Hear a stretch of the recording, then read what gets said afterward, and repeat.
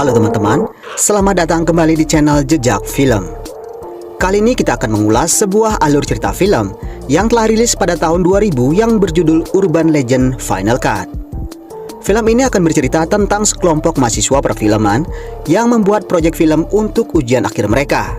Namun, rupanya dalam penyelesaian film tersebut, mereka dihadapkan dengan seorang psikopat yang rupanya menginginkan kematian seluruh kru film tersebut.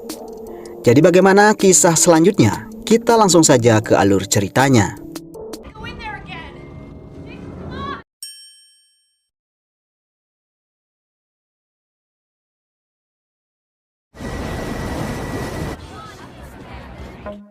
Film diawali dengan memperlihatkan situasi di sebuah pesawat yang sedang mengudara. Setelah itu hujan badai datang yang membuat kondisi pesawat tersebut sangat menakutkan. Semua penumpang mulai ketakutan. Ditambah lagi rupanya muncul seorang psikopat yang membunuh pilot dan juga beberapa penumpang. Salah seorang penumpang masuk ke ruang pilot, namun ia menemukan para pilot sudah tewas. Ia pun mencoba menghubungi bantuan, namun tiba-tiba seorang pria muncul dari kaca pesawat. Rupanya itu adalah proyek film yang sedang dikerjakan oleh seorang mahasiswa bernama Toby. Namun sepertinya hari itu proyeknya tak sesuai harapan Toby. Gara-gara salah seorang pemeran bernama Sandra berakting sangat buruk sekali. Dengan terpaksa Toby harus mengambil ulang adegan tersebut. Hari berikutnya di aula kampus, seorang profesor bernama Solomon memberikan pengumuman kalau semua mahasiswa semester akhir harus segera menyerahkan draft tesis film mereka. Selain itu ia juga mengumumkan kalau proyek yang memenuhi syarat akan diikutkan dalam sebuah ajang bergengsi yang bernama Hitchcock Award yang berhadiah ratusan juta rupiah. Selain itu menjadi pemenang dalam penghargaan tersebut merupakan sebuah langkah awal untuk masuk ke dunia perfilman Hollywood. Setelah pengumuman tersebut, semua siswa akhir mulai sibuk mencari materi untuk mereka ajukan.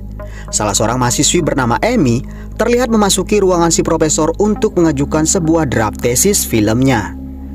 Ia mengatakan kalau ia berniat mengangkat cerita warga kota tentang seorang psikopat yang meneror banyak remaja dan membunuhnya saat jam 12 malam. Dan si profesor pun memberikan Amy lampu hijau untuk melanjutkannya. Selain kepada profesor, Amy juga menunjukkan draft tersebut pada seorang mahasiswa jenius perfilman yang bernama Travis. Travis memang dikenal jenius dalam membuat film, hingga banyak orang yang menyebutnya sebagai the next Robin Williams. Namun hari itu Travis lagi sibuk mengedit proyeknya yang hampir selesai dan meminta Amy agar datang ke rumahnya lain waktu. Hari berikutnya di suatu malam, Travis bersama kekasihnya yang bernama Libby terlihat berdua di sebuah bar. Mereka mengobrol kesana kemari dan memesan minuman. Namun tanpa ada yang mengetahui, rupanya Toby juga ada di sana dan menaruh obat bius ke dalam minuman mereka. Rupanya Toby memiliki niat jahat terhadap Travis yang dianggapnya sebagai pesaing beratnya dalam ajang Hitchcock Award. Namun setelah minumannya datang, Travis mendadak pergi karena ia harus menyelesaikan proyeknya sebelum ia sempat meminum minumannya. Sementara itu Libby meminum wine-nya tanpa ia ketahui apa isi di dalam wine tersebut. Mengetahui Travis tidak ada, Toby menghampiri Libby dan ia menjelek-jelekan Travis di depan Libby. Namun Libby rupanya tidak menganggap serius hal tersebut dan kemudian meninggalkan Toby. Namun saat ia beranjak pergi, ia mendadak pusing-pusing dan kepalanya berat. Ia kemudian menuju ke tempat penitipan barang untuk mengambil jasnya. Dan sesampainya di sana, ia dibekap plastik oleh seseorang yang tidak diperlihatkan sosoknya. Beberapa jam kemudian Libby tersadar di sebuah bak yang sudah penuh dengan es batu. Ia pun melihat di kejauhan ada seorang pria tengah mempersiapkan sesuatu yang tangannya sudah penuh darah. Ia pun merasakan sakit di pinggangnya yang rupanya ada sebuah luka sayatan di sana. Selain itu ia juga melihat sesuatu yang mirip ginjal yang diletakkan di atas piring. Yang pasti itu adalah ginjal yang baru diambil dari tubuhnya. Dengan perlahan ia kemudian turun, namun karena tubuhnya masih kram karena kedinginan, ia kemudian terjatuh. Sang psikopat pun mendengarnya dan kemudian menuju ke arah Libby. Namun beruntung Libby berhasil mengunci pintu dan kemudian mengambil ponselnya. Ia lalu menelpon 911, namun rupanya 911 tidak merespon panggilan Libby dan mengira itu adalah telepon dari orang iseng. Akhirnya karena si pria sudah hampir berhasil masuk, ia pun mencoba keluar dari jendela. Tapi rupanya si pria misterius tersebut berhasil masuk dan menangkap kaki Libby. Libby mencoba melawan hingga menyebabkan kaca jendela tersebut pecah. Dan saking kesalnya, si pria misterius tersebut kemudian menurunkan kaca jendela sampai menyebabkan kepala Libby terputus dari tubuhnya. Beberapa hari kemudian, Amy mendatangi Travis di rumahnya. Namun rupanya Travis sedang murung dan ia menceritakan kalau ia mendapatkan nilai C- dalam proyeknya. Amy pun sangat heran bagaimana itu bisa terjadi, karena Travis adalah siswa terbaik dalam hal penggarapan film. Travis pun menduga kalau proyeknya tersebut sudah disabotase oleh seseorang yang memiliki wewenang di kampus tersebut. Namun sayang, ia belum tahu pasti siapa orangnya. Selain itu, Travis juga mengatakan akan meminjamkan kameramen terbaiknya yang bernama Simon kepada Amy, agar Amy dapat membuat film yang berkualitas. Hari berikutnya, Amy mulai mengumpulkan tim untuk memulai proyek filmnya dan melibatkan beberapa orang yang akan menjadi bagian dalam film tersebut, yang mana mereka adalah Vanessa, Sandra, Dirk, Stanley, Graham, dan juga Simon. Setelah itu, Amy mulai memberikan pengarahan tentang apa yang akan mereka perankan. Singkat cerita, dirasakan pengarahan sudah cukup, Amy dan yang lain bersiap untuk mengambil adegan. Mereka pun memulai syuting pertama yang tokoh utamanya diperankan oleh Sandra. Hingga hari pun menginjak tengah malam, Amy pun menunda syuting untuk dilanjutkan besok. Semua kru kemudian diizinkan pulang. Sementara itu, Sandra yang mau pulang rupanya kunci mobilnya tertinggal di lokasi syuting. Ia pun kembali, namun karena keadaan remang-remang ia kesulitan menemukan di mana kunci mobilnya. Dan selagi ia mencari-cari kuncinya, sosok misterius tiba-tiba muncul. Ia kemudian menyalakan kamera, mic, dan berjalan ke arah Sandra sambil merekamnya. Sandra pun terkejut mendapati ada orang yang merekamnya. Dan tiba-tiba pria tersebut mengeluarkan pisau cukur dan menyerang Sandra. Hari berikutnya, Amy dan kawan-kawan menonton hasil rekaman mereka kemarin. Dan rupanya akting Sandra di film tersebut benar-benar kacau. Saat sedang asik menonton, tiba-tiba film berhenti dan berganti dengan rekaman yang lain. Terlihat di sana Sandra yang sedang berusaha menemukan kunci mobilnya. Namun kemudian Sandra diserang oleh pelaku yang tidak diperlihatkan wajahnya. Sandra mencoba menyelamatkan diri, namun si pelaku tersebut berhasil menghabisinya. Para penonton pun bertepuk tangan dengan akting Sandra yang sangat memukau saat itu. Namun di sisi lain, Amy merasakan ada hal aneh dalam film tersebut, karena ia tak merasa ada adegan tersebut di dalam naskahnya. Ia kemudian menanyakan siapa di antara mereka yang merekam adegan tersebut. Namun tidak ada satupun di antara mereka yang merasa pernah melakukannya. Amy kemudian pergi ke ruang pemutar film untuk memeriksa roll filmnya. Namun rupanya roll film yang tadi diputar sudah hilang dari reel proyektor. Di saat yang sama, Toby kemudian datang dan mengabarkan kalau Travis melakukan bunuh diri. Mereka kemudian ke lapangan dan melihat si profesor sedang mengumumkan berita duka tersebut kepada semua siswa. Dikatakan di sana kalau Travis menembak kepalanya sendiri kemarin malam di tower kampus. Amy pun merasa terpukul sekali dengan kabar tersebut. Di saat yang sama, ia melihat seorang pria mengendap menjauhi kerumunan siswa. Di malam harinya, Amy yang penasaran dengan kematian Travis pergi ke tower kampus tempat Travis bunuh diri. Ia lalu memberanikan diri masuk ke dalam gedung tersebut, dan di sana ia bertemu dengan seseorang yang sangat mirip sekali dengan Travis. Ia pun sangat kaget melihat Travis masih hidup. Namun rupanya ia salah. Orang tersebut bukanlah Travis, melainkan ia adalah Trevor, saudara kembarnya Travis. I'm his brother. Di sisi lain, Amy tidak mengira kalau Travis memiliki saudara kembar.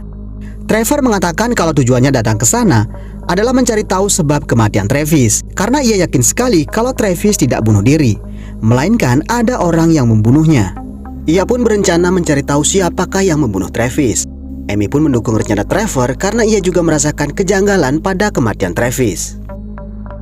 Malam berikutnya, setelah menyelesaikan syuting kedua, Amy memperbolehkan teman-temannya pulang. Sementara itu, ia masih di sana untuk melakukan rekaman suara teriakan dari pengisi suara. Di sisi lain, Simon yang dalam perjalanannya pulang, tiba-tiba seseorang datang menyerangnya. Dan kemudian orang tersebut mengambil lensa kamera dari tas Simon dan menggunakannya untuk menghajar Simon. Simon berusaha berteriak meminta tolong, tapi karena semua lagi latihan berteriak, jadi tidak ada yang mendengarnya. Hingga kemudian sosok bertopeng tersebut bersiap-siap untuk melakukan serangan terakhir.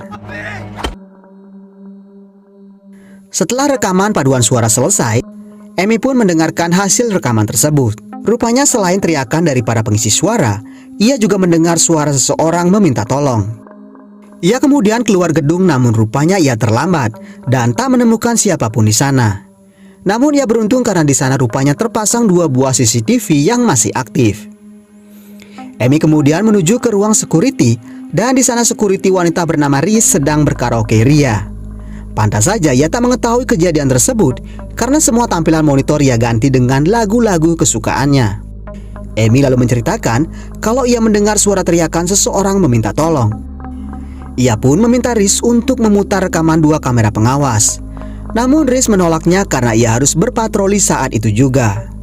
Terpaksa Amy meminta izin untuk meminjam kaset CCTV yang ada di lokasi penyerangan tersebut.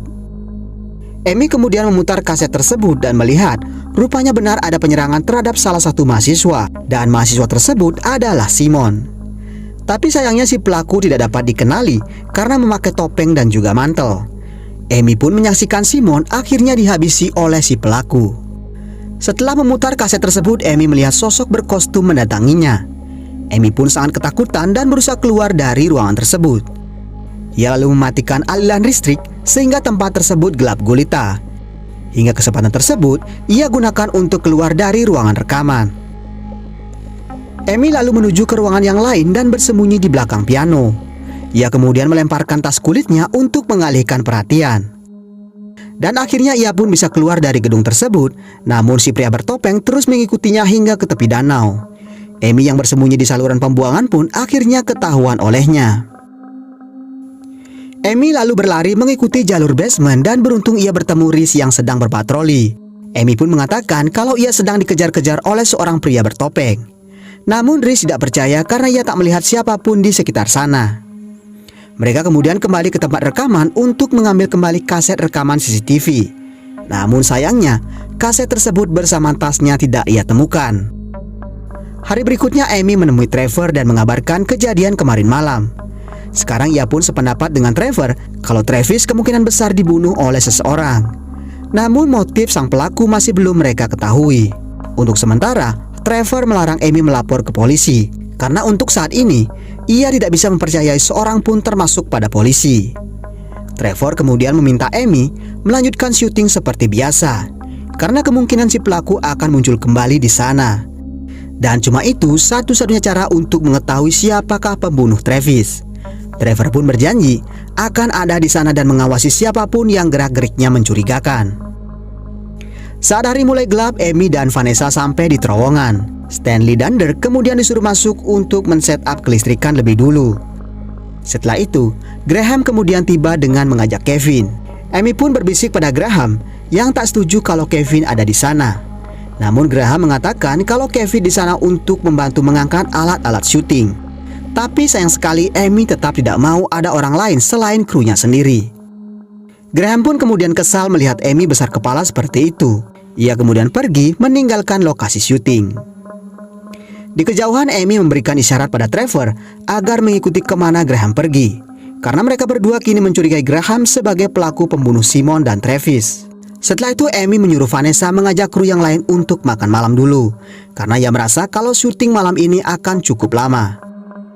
Akhirnya semua kru beristirahat makan dan hanya tinggallah Amy bersama Stan dan Dirk yang sudah di dalam.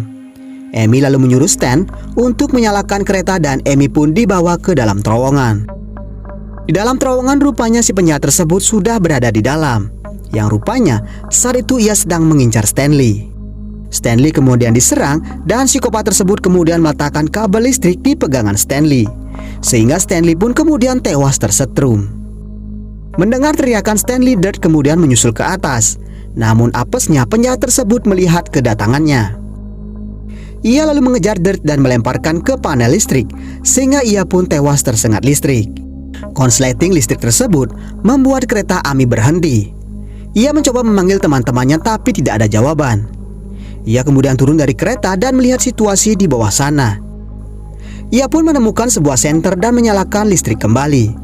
Di sana ia melihat Dirk sudah meninggal dunia.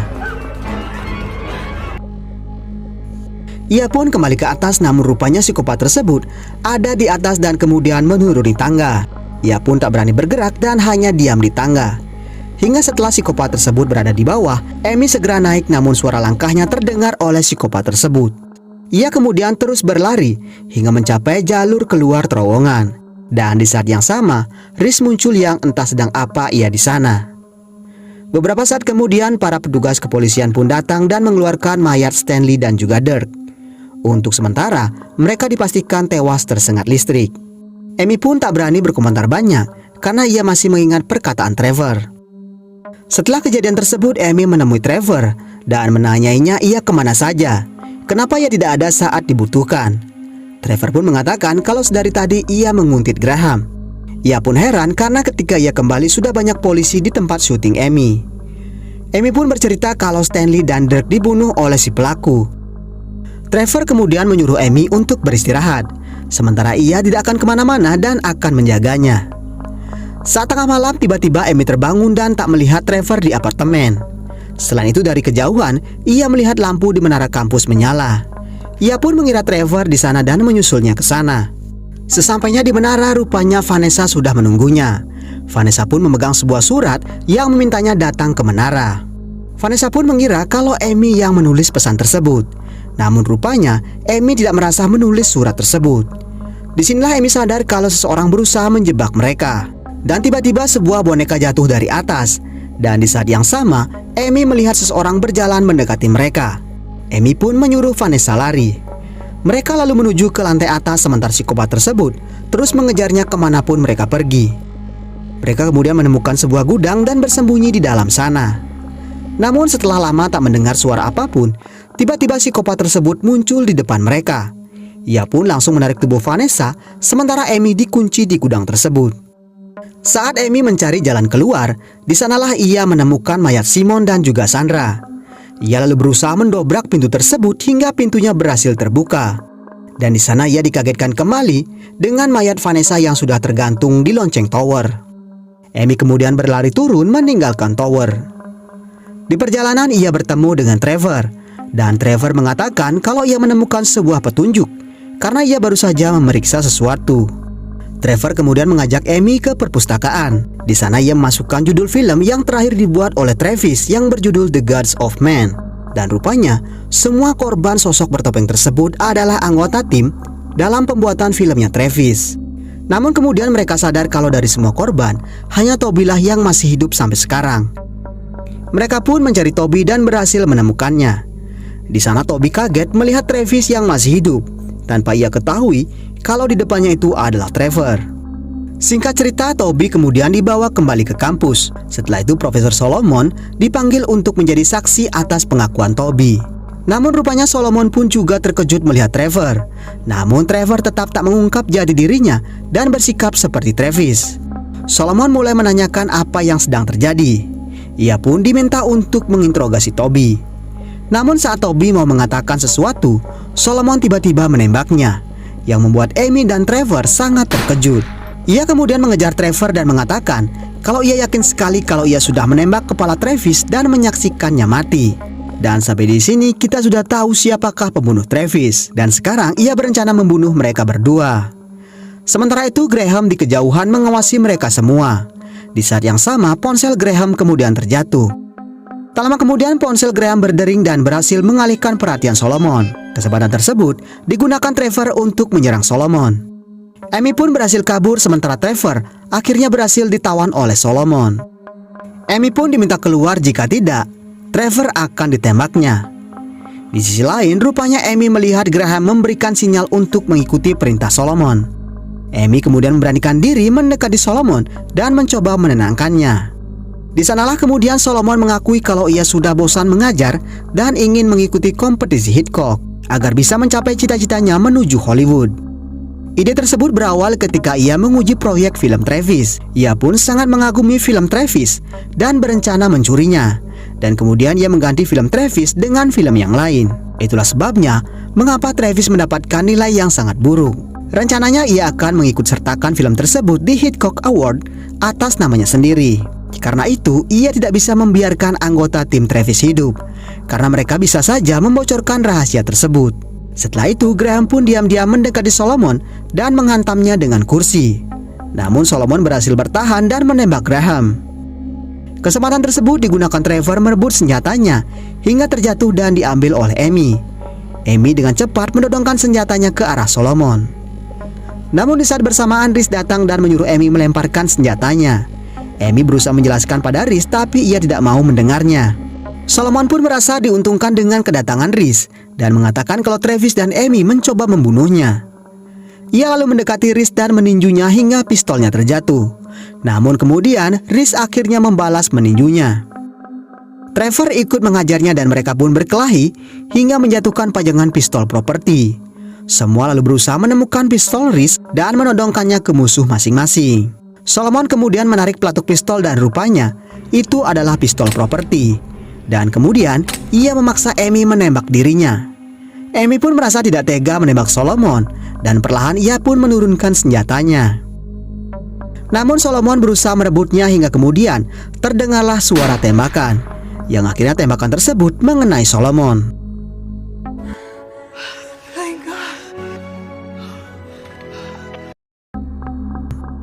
Film pun kemudian diakhiri dengan memperlihatkan Amy yang kembali melanjutkan proyek filmnya. Sementara Solomon rupanya masih hidup dan dimasukkan ke rumah sakit jiwa.